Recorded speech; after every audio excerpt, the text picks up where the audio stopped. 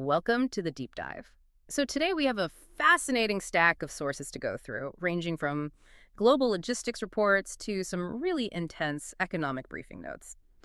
And our mission for you today is to unpack this $3.4 trillion ghost that is kind of just haunting the 2026 global economy. Yeah, ghost is honestly the perfect word for it because we are talking about something that looks massive and alive on paper.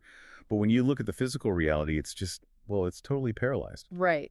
And to set the stage for you, we are talking about the African Continental Free Trade Area, or the AfCFTA. Now, back in 2021, 47 African nations ratified this monumental agreement. It was supposed to be the key that unlocked a unified market of 1.3 billion people. Exactly. 1.3 billion people. It was a massive deal. Mm. But here we are in 2026, and the treasure chest is just jammed shut. I mean, let's look at the baseline facts from the data. Right now, intra-African trade, so these nations trading with each other, sits at less than 15% of their total exports. Which is wild when you compare it to the rest of the world, right? Totally. For context, intra-regional trade in Europe is around 60%. In Asia, it's like 45%. So for a continent with this incredibly historic free trade agreement, 15% is just staggeringly low. Okay, let's unpack this, because reading through these reports, there's this core paradox that really jumps out. It's this tension between what they call the paper revolution and the physical reality. Or some of the logisticians call it the dirt corridor. Yeah, the dirt corridor. It's such a bleak term, but it's so accurate. It really is. Because digitally, things are amazing. A merchant sitting in Kigali, Rwanda, can pull out a smartphone, hop on a digital platform, and legally sell a bulk shipment of goods to a buyer in Lagos, Nigeria, in seconds. Right. The protocols are all there. The digital payment clears instantly. Exactly. But the actual physical goods, they are trapped in this logistical graveyard. The digital transaction is instant, but the physical reality is that moving those goods might take weeks, or it might just not happen at all. Right. And to really understand why a completely unified continent can't move its own goods, we have to kind of stop looking at the high-level treaties and look down at the ground, like literally at the millimeter measurements of the train tracks themselves. Yes, the train tracks. This was one of the most visually striking things in the briefing notes. There's this map covered in all these different colored rail lines, and they act like a literal padlock on the continent. Can you explain this rail gauge trap to everyone? Yeah, it's fascinating and incredibly frustrating. Basically, the ghost of 19th century colonialism is still entirely dictating 21st century trade. The continent's physical infrastructure is a jigsaw puzzle of totally incompatible track widths. Track widths, meaning the literal distance between the two metal rails. Exactly, the gauge. So in the southern part of the continent, you mostly have the Cape gauge, which is 1,067 millimeters wide. But then over in the east and west, you've got the meter gauge, which is exactly 1,000 millimeters. So a difference of just 67 millimeters. Right, just a tiny difference. And then, to make it even more complicated, you have modern standard gauge tracks trying to weave through all of this, and those are 1,435 millimeters. So none of these trains can actually share the same tracks. Nope. They physically cannot talk to each other. Logisticians call these logistical islands. When a cargo train full of goods hits a national border where the gauge changes, the whole efficiency of that great trade deal basically just dies on the spot. Because the train physically can't roll forward. Exactly. Every single shipping container has to be manually offloaded by cranes from the first train, moved through the border check, and then reloaded onto a completely different train on the other side. That sounds incredibly slow. It's agonizing. It doubles the transport time, it balloons the costs, and it basically ensures that African nations keep trading with distant former colonial powers over the ocean rather than the country literally right next door. Okay, but I have to push back on this a little because it's 2026. We build massive tunnels under oceans now. Why haven't they just, ripped up the old tracks and built new standardized lines? Well, they did try. I mean, that was the big dream of the early 2020s. Governments took out massive sovereign loans to build these standard gauge railway projects, or SGRs. They were supposed to connect everything. But then the 2025 and 2026 global debt crisis hit. Right. Inflation spiked, global interest rates went through the roof, and these countries suddenly faced a massive debt stall. These SGR projects were heavily debt-funded, and suddenly the interest payments became impossible. So they just had to stop building. Exactly. They had to choose between funding hospitals or finishing a railroad. So now, scattered all across the continent, you have these half-finished tracks to nowhere. just massive hyper-modern rail projects that abruptly end in the middle of a field. Wow, so those physical barriers are literally stopping the trains.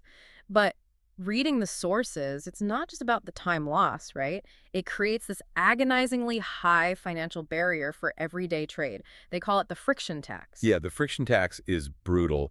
It's probably the biggest everyday hurdle for local businesses. I mean, the statistic in the report is just mind-blowing. It says that right now it is cheaper and faster to put a shipping container on a boat in Shanghai, sail it across the ocean, and land it in Mombasa, Kenya, than it is to move that exact same container overland from Mombasa to Kigali. A distance that is, what, 10 times shorter? Easily 10 times shorter. Yeah. And yet it costs more?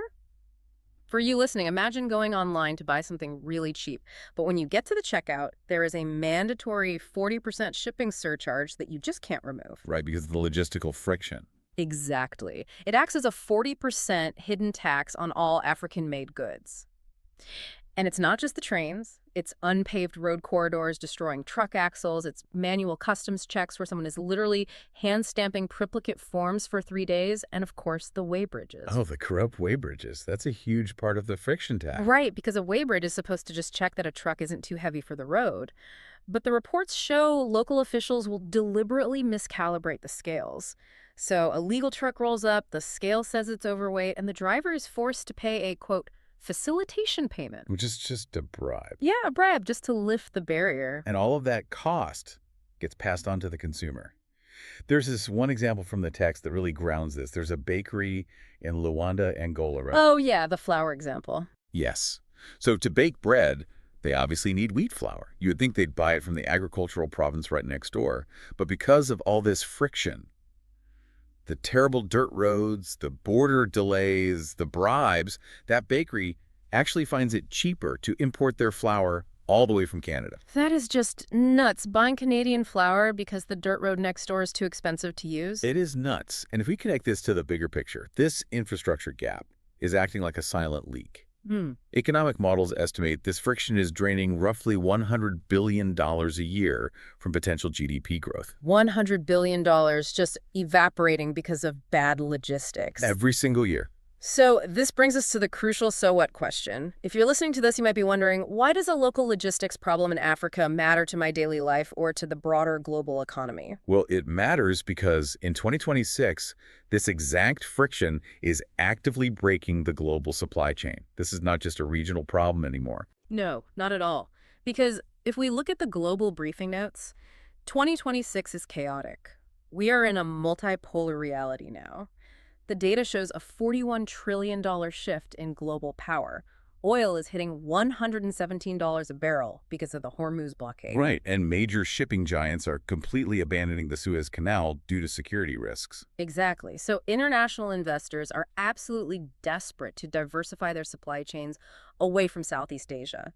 And Africa, with this massive unified AfCFTA market and tons of resources, should be the primary beneficiary of that shift. It absolutely should be. But there's a fatal flaw, and it comes down to how modern manufacturing actually works. The whole global system relies on JIT, or just-in-time delivery. Right, meaning factories don't warehouse parts anymore. They want the specific microchip to arrive 10 minutes before it goes into the smartphone. Exactly. It requires millimeter precision. But because of everything we just talked about, logistics in Africa aren't just in time. They are maybe in time, or honestly never on time. Yeah, the data says a truck carrying goods can spend an average of 5 days idling at a single border crossing. 5 days. You simply cannot run a global tech assembly line when your components are sitting at a border post for a week because the customs computer lost power. And the tragedy of this missed opportunity is so clear when you look at the special economic zones, the SEZs. Billions in foreign direct investment have built these ultra-modern manufacturing hubs across the continent. You've got ready, trained workers, but they are sitting at only 30% capacity. Right, because the energy grids are unstable and the roads connecting them to the ports are broken. It's like having this high-tech, futuristic cargo truck, but it's physically trapped in a rusted spiderweb of bad infrastructure. That's a great way to put it. And to bring this right to the listener's wallet, think about the green tech transition. Critical minerals like cobalt, lithium, and copper, which you need for EV batteries and smartphones, a massive chunk of that global supply is in Africa. And right now, according to the drone imagery in these reports, those critical minerals are stuck in miles-long truck lines at the border between the DRC and Zambia. Miles of trucks, Yeah. just sitting there, not moving. And that bottleneck is a direct driver of global component scarcity right now. It's causing tech and auto inflation. It is actively making the price of electric vehicles in Western markets skyrocket. Okay, so if the states are paralyzed by debt and can't fix the roads and the global market is bleeding money because of these delays, what happens next? Because global capital rarely just sits still when there's billions of dollars on the table. Oh, it definitely isn't sitting still. And this is where the situation gets really complex. We are seeing what analysts call the 2026 pivot. Yes, here's where it gets really interesting, the corridors of necessity. Right. Private sector consortiums have basically looked at the math and realized that continent-wide fixes from sovereign governments are decades away. They can't wait. So they are just bypassing the state entirely and building emergency infrastructure corridors. Which the reports refer to as sovereign-free logistics pipes. That phrase, sovereign-free, is so dystopian to me. It really is. But functionally, these are privately managed high-speed road and rail links. A global mining corporation will strike a deal to build a closed-loop pipe from their specific mine directly to a specific export port. So they aren't connecting cities, they're just connecting extraction points to the ocean. Exactly. And they use bonded logistics. The minerals are loaded onto a private truck, sealed with an electronic customs lock at the mine, and they zoom down this private, hyper-efficient road straight onto a ship. Bypassing all the corrupt weighbridges, all the manual stamping. All of it. Local customs officials legally can't even open the trucks in transit.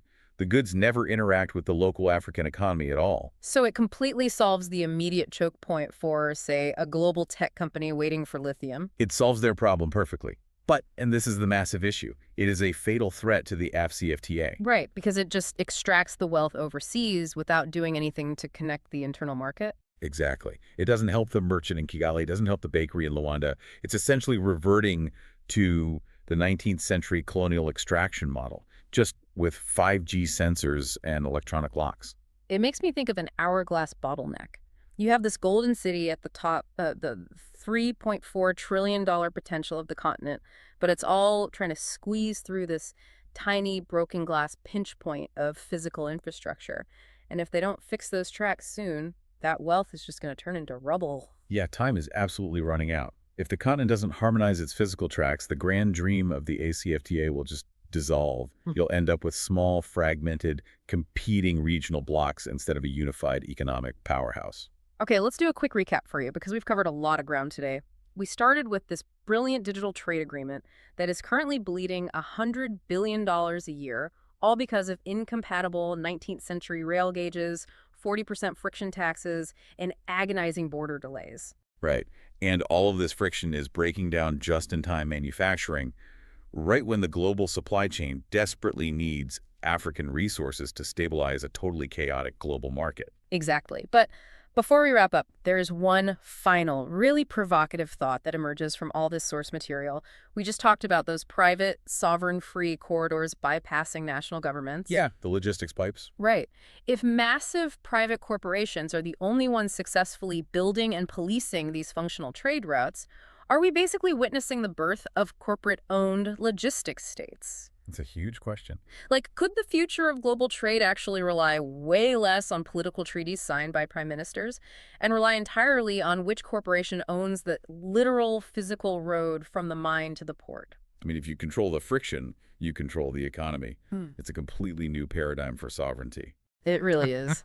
A massive shift in how the world actually works. Well, I want to thank you so much for joining us on this deep dive. It really goes to show that if you want to understand the future of the global economy, you can't just read the paperwork. You have to look down at the physical tracks. You really do. We'll see you next time. Keep questioning the consensus.